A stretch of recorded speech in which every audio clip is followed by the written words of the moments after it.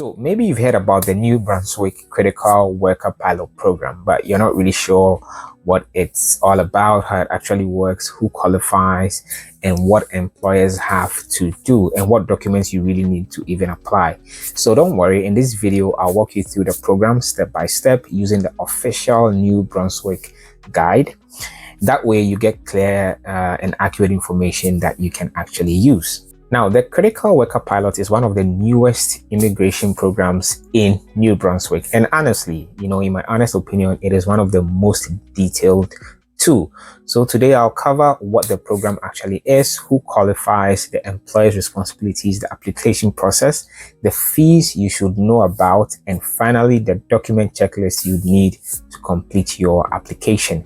And don't worry, the link to the official government guide is also going to be put in the description of the video so you can download it yourself. All right, so what is the Critical Worker Pilot? It's a pathway to permanent residence, but here's a key difference. This particular one is employer driven. So it's not like any of the provincial nominee programs that you may know about. This one is employer driven, meaning that you cannot just apply on your own. You first of all need a job offer from an employer that's been approved by the province, right? So it's not just even any employer, right? You need to get a job offer from an employer that has been approved before you can even take part in this program. Now, this program has two big stages. The first stage is that the New Brunswick province looks at your application and decides whether to nominate you.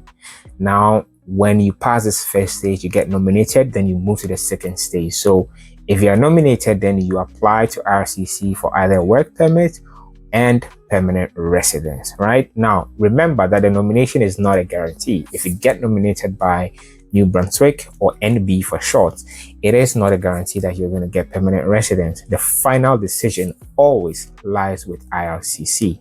Now, before we even get into eligibility, there are a few things that you need to know. First of all, it's that the province can pause or close applications at any time. They reserve the right to do that. So if or when you are interested in this after reading through it and the application portal is still open or the system is still open, make sure you submit your application as quickly as you can. Now, secondly, the processing is not first come, first served, right? They choose based on labor needs. Okay, so if your application is not deemed to be addressing any of the labor shortages in New Brunswick, then it may not be considered as quickly as others. Now, the other thing, or the last one, is that misrepresentation is taken very, very seriously. So if you lie, or even if you leave out very important or key details, you could be refused and even banned from applying for 5 years. And if you are in Canada, make sure that you always maintain legal status before you apply. You must maintain legal status. So this could be as a worker, as a student, or even as a visitor. If you apply to extend your permit before it expires, then you may be on what's called maintained status. Okay, you maintain your status. Basically, you can keep working under the same conditions until IRCC decides. Now, one more thing before we move on to the eligibility is that if you get nominated, the province may give you a support letter for an employer specific work permit. Okay, but make sure that your employer applies for that within 90 days of your current permit expiring. Don't leave it until the last minute. There are many delays. Again, something that I really want to chip in here before we talk about the eligibility is worker rights. So that's your rights as a worker. If you're hired under this program, you have the same rights as Canadian workers. Employers cannot take your passport. They can't threaten to deport you. They can't misrepresent the job. Okay, we know this has happened with many LMIA jobs, leading to the government even taking away the LMIA points for extra entry. We heard about that. Now, the New Brunswick Critical Worker Program is taking a very different approach. So employers cannot do that. If they do, you can report them to the New Brunswick employment standards, the Canada Labor Program, even the RCMP, right? So remember that if any of this is happening, remember that you are protected by the law. Okay, now let's talk about the eligibility. First of all, what do you need to even qualify? First, you need a valid full-time non-seasonal job offer from an eligible New Brunswick employer. So like I mentioned before, it's not just any employer in New Brunswick. It has to be an eligible employer. And like I said, I'll put the link in the description so you can go over the employers that have been approved. I think the list keeps on changing. Now, secondly, you need to show that you actually plan to live in New Brunswick. That could be things like having worked here before, or having friends and family here, renting a place, or even if you visited the province before. All these can actually count. Now, thirdly, your wage must be fair compared to similar jobs in the province. So bonuses, tips, or free housing do not really count or do not support your wage, but that your wage must be fair on its own, when compared to similar jobs in the province. Now, if your job is regulated, for example, nursing or trades, then you would need the proper license. Okay, which may also mean that you may have to go through the licensing processes for those licenses as well.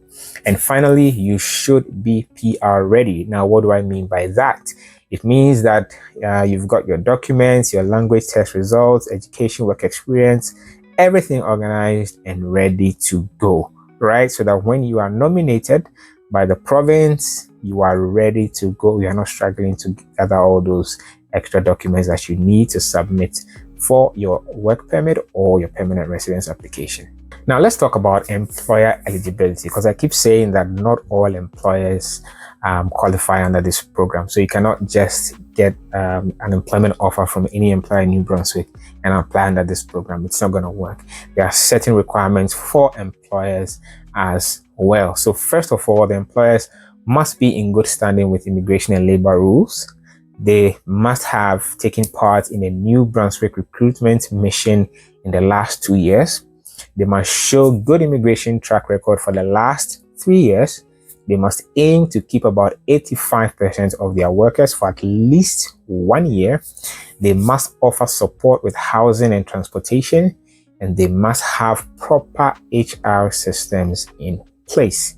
Now, if they are expanding using immigration, they also need to prove at least $500,000 in yearly revenue for the last 2 years and at least 3 Canadian or PR employees in New Brunswick. Those are the requirements. Now, here is also an important detail. Employers are also responsible for paying the federal employer compliance fee. That's about $230, and submitting the job offer in the IRCC employer portal before you apply for your work permit. The fee is not supposed to come out of your pocket. Like I said, this is very, very detailed. The New Brunswick Critical Worker Program, the guide alone is about 23 pages, and I'm going to link that here. In this video, I'm trying as much as possible to summarize everything, give you the key points from that document, but make sure you read that document before you apply. If I want to talk about, the whole document, the 23 pages, this video is going to be very, very, very long, because like I said, it's very well structured and detailed. So take this as an overview, okay? But I'll put the link in the description so that you can download the document and take your time to read it. Okay, now back to you. Let's talk about the selection factors. Now, how are the people actually selected? So first of all, there are certain criteria that you must fulfill. So firstly, you should be at least 19 years of age. If you're applying for this program, you should be at least 19 years of age. Secondly, when it comes to language, you need at least CLB4 in reading, writing, listening, and speaking. And of course, you can take the IELTS General, CELPIP General, PTE, Core, TEF, or TCF. Those are the French tests. Now, when it comes to education, you must have a minimum of a Canadian high school or foreign equivalent confirmed with an ECA, okay? An educational credential assessment. So you must have your qualifications assessed by either WES or any of the other agencies that Canada works with. Now, when it comes to work experience, you must have work experience of at least 1,560 hours. That's about 1 year of full-time work in the last 5 years. Okay, that's also a requirement. Now, here's the special part of this pilot. If you don't have your language test or your diploma or even the full work experience hours, your employer can submit an attestation to support you while you complete those requirements. Okay, so the flexibility of this program makes it stand out, because even if you are not fully there yet, the employer, and remember, the whole process starts with you getting a job offer. So the employer can actually submit an attestation, an attestation letter that supports you and says that, we're going to support you, we're going to support, this person while they complete these requirements. Okay, so even with that, you can go ahead and apply. So again, the application process, let's break it down step by step. First of all, you need to get a full-time non-seasonal job offer. You need to create an expression of interest. It's called an EOI in the New Brunswick online portal. Okay, now that is where New Brunswick is gonna, pick you, accept you or not. Okay, so that's the second step. Third step, if you are eligible, you receive an invitation to apply an ITA. From here, you have 45 days to submit your complete application. The province then reviews your file. Then they may ask for more documents or even invite you for an interview. It depends. Now, when you're successful, or if you're successful, you get a nomination certificate from the province. And that certificate is only valid for 9 months. Okay. Now, make sure you keep this in mind, right? So you get a nomination certificate plus a letter to apply for a T13 LMIA exempt work permit. Okay. Now, make sure that you always remember this part as well, that work permit is going to be tied to your employer. So it's going to be a closed work permit. It's not going to be an open work permit. So you cannot get that work permit and run off and go look for work somewhere else. It's not going to work. It's going to be a closed work permit. Okay, if you apply for that work permit. Now it's going to be tied to your employer. And remember, your employer is also going to pay that compliance fee for this step. Now, number 6, you apply to IRCC for permanent residence before your nomination expires. Very, very important. Okay, so if you indeed want to apply for PR, do that before your nomination expires. Then lastly, if IRCC approves and everything goes well, you are landed in as a permanent resident, and then you report your landing to the province within 30 days. Those are, straightforward processes. Now let's talk about using representatives. Do you need an immigration consultant or a lawyer for this? My short answer is no, you do not. Okay, all the forms are free. The guide is free. You can do this yourself. But if you do hire someone, make sure they're authorized, a lawyer, a licensed consultant, somebody like that. Okay. And if somebody is going to coach you through the process, make sure they know what they're doing. And don't forget, you need to declare them using the form NB007 to declare that you're using a representative for this particular application. And if they are not authorized, you could get refused. Okay, so let me clarify this a little bit. If you are specifying that you are using a representative, a lawyer or an immigration consultant, then make sure they are licensed before you fill in that form. Okay, now that's different from if you're asking someone for a bit of advice here and there, and they're just giving you their thoughts on the application process and helping you to fill out the application. That's a little different from you actually hiring an immigration consultant or a lawyer to actually fill out those forms for you. So there are two different things. Okay, if you're hiring someone to fill it out for you and do everything on your behalf as your representative, make sure they are licensed or your application could get refused. Now let's talk about some cases where you don't need to apply for this program. So if you fall under any of these scenarios, don't apply. Okay, you might just be wasting your time. I'm trying to be very honest. So first of all, don't apply if you already have another New Brunswick application in the process. You are applying under another stream. for New Brunswick. Don't complicate things, okay? Now, secondly, don't apply if you are out of status in Canada and you did not restore your status within 90 days. Don't apply. You're just going to be flatly refused.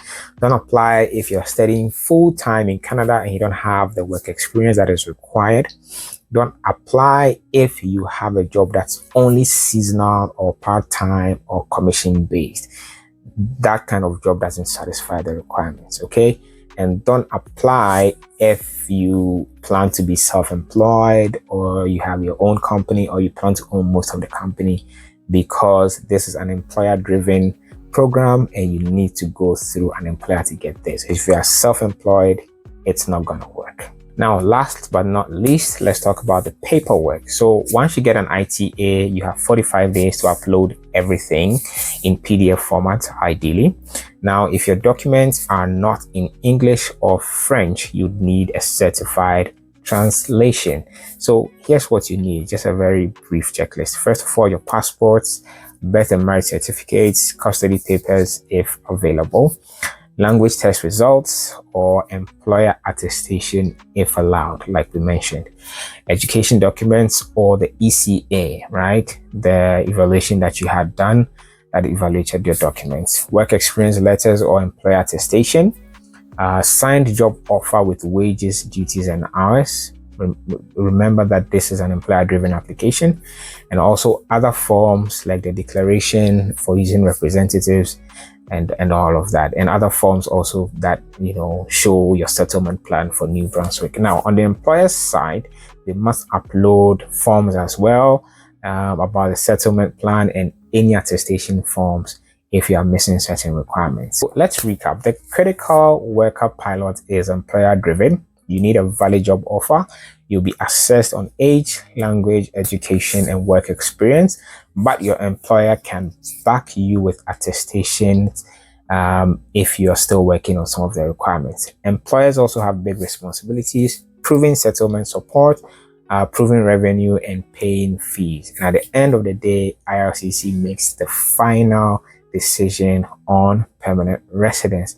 I tried to be very brief in this video. Like I said, the document is about 23 pages, so I'm going to put it in the link so that you can download it and take your time to read it yourself. If you found this video helpful, give it a thumbs up and comment, and also make sure to subscribe for more newcomer friendly guides, and don't forget to download the official PDF so you can see all the details for yourself.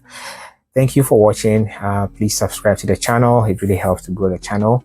And thank you for watching up to the very end. I'll see you in the next one.